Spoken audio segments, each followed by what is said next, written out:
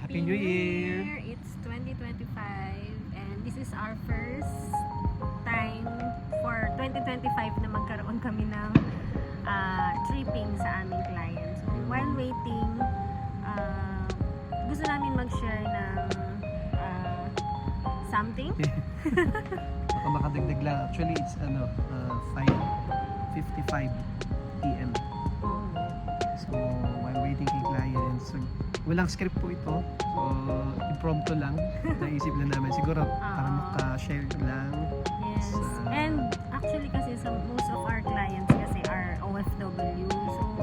So we decided na mag-share about how to reserve or how to avail a property if you are an OFW, a formerly Filipino, and a dual citizen.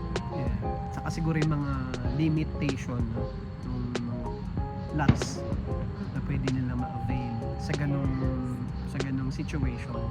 So, sige mami, pwedeng mauna ka. Paano ba yung, kasi may mga client tayo na OFW.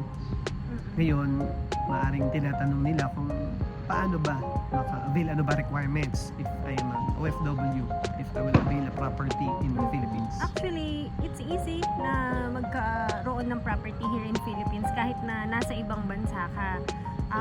First thing na kailangan lang natin is magkaroon tayo ng representative here in Philippines. Like example, yung family mo, your husband, or your spouse.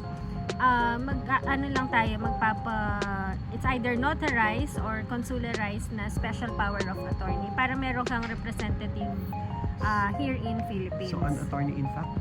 Yes, yun yung attorney in fact mo na yung family mo nga. Ganun siya. So, yung form natin is the SPA form. So, You ngayon are a naman, former PPF. Filipino daddy. Yes. May batas kasi yon na kahit hindi ka na kasi Filipino, pwede kang maka-avail pa rin dito for residential purposes. And what is that batas, daddy? Ayun, so na-inject bigla ni Miss Tina, no? So ang kanina yung usapan natin is OFW sa mga requirements. Ngayon naman, ang pinag-uusapan natin is yung sa may formerly Filipino, no? So actually meron tayong batas na tinatawag diyan, ang BP 185. No, siya yung nakakasakop nun. So ang sinasabi dito, formerly Filipino can avail, may avail 1,000 kapag ka residential purposes, 1,000 square meters for urban areas. urban area, and 1,000 hectare, 1 hectare naman kapag sa rural areas naman. Kumbaga yun yung magiging ano yung tawag dito? Limit mo.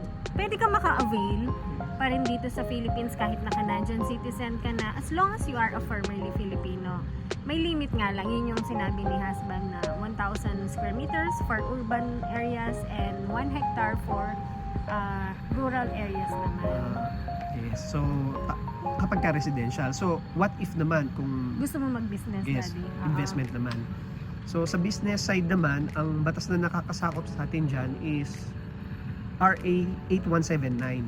So dito sinasabi naman ang limit na property na pwede nating ma-avail is for urban area nasa 5,000 square meters. Ang pwede mong ma-invest for business purposes. Kapag ka naman sa rural area is 3 hectares.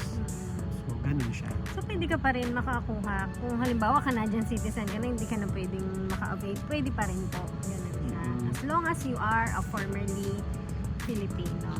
And for dual citizen naman, madali lang naman din.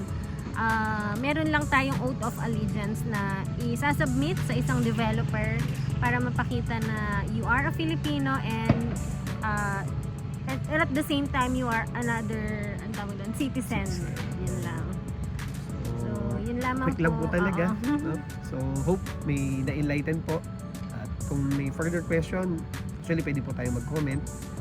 Kami po, as a couple, we are licensed real estate broker and real estate appraiser.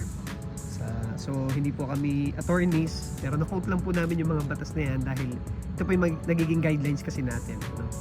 Sa mga clients natin. Yes. So, Yun po, kung kailangan nyo po ng assistance, gusto nyo pong mag-avail, sabihin nyo lang po kung anong subdivision ang gusto ninyo and we will assist you po doon hanggang sa makapag-reserve kayo and our after service po. yes, after Yun, sales sales service.